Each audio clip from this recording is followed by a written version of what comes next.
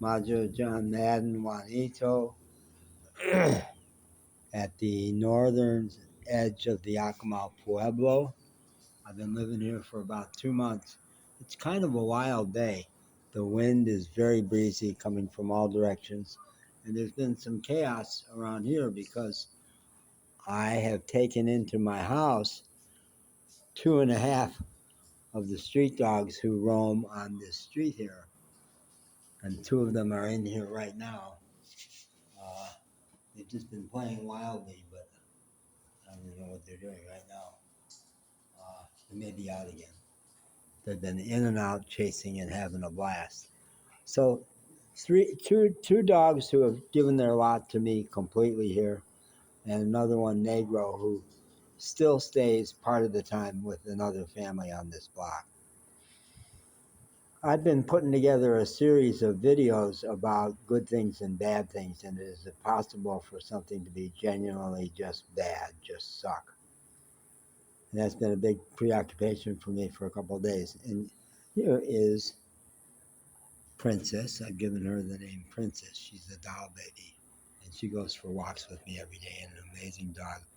And she's been roughhousing in here with another dog that I these days am calling Boca because she's all mouth. But I've been calling her. At one point, I called her Spot because she has spots. But they're so happy. I think they either are sisters or mother and daughter because they have such a great vibe. So I've been making this series of videos, and in the middle of it, I had an experience here that uh, was a wonderful moment, but it came out of a real bad moment. Uh, I was all busy fussing with those videos, and one of those two dogs came up and wanted love, and I just dropped everything. Boom. Dropped everything and gave love. Well, back in Victoria, my first month in Mexico, that this would have been April of 23, I had an experience where I did the opposite, where I let my own creativity take me over so much that I ignored the needs of a dog who needed me. My first day in Mexico, I was at an OXXO station high in the mountains out in the country, and there was a little puppy in the garbage, just had been left in the garbage, and it was going to get cold that night. He was, I'm guessing, 6 weeks old. Might not have survived. There was a Tamaulipas state cop there, and I asked him in Spanish, and he says, I don't know anything about the puppy, but I think you ought to take it. So I did. I gave him the name Pepe.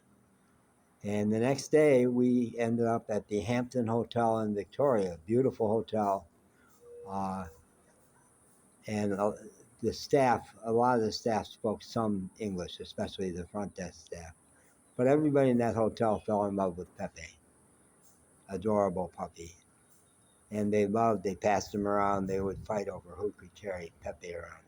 And over the course of 4 weeks, Pepe was with me for 4 weeks.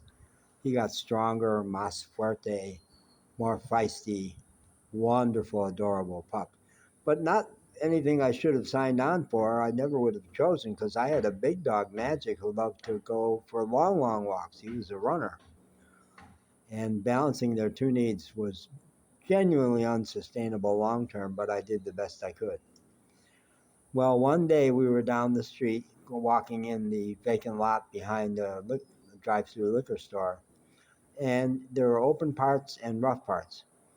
And little Pepe was getting stronger and loved running along with the big dog well, I wasn't even creating a video. I was just listening, and I only had one earpiece in, so I was available, kind of, but I got so involved in listening to that video that at one point I thought, wow, it's getting rough over here.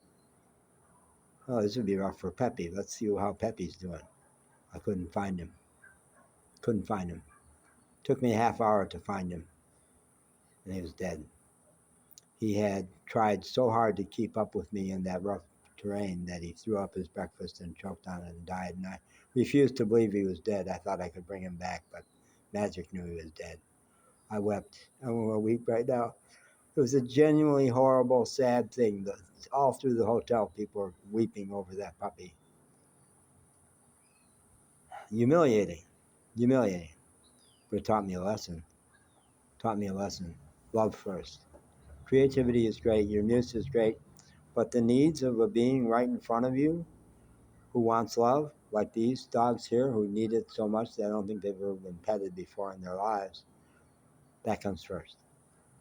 So it's one of the most tragic and sad and humiliating experiences of my life, but it taught me something awfully important. So can I call it a bad experience? Tough to do that. It was painful. It was seriously painful, but maybe perfect.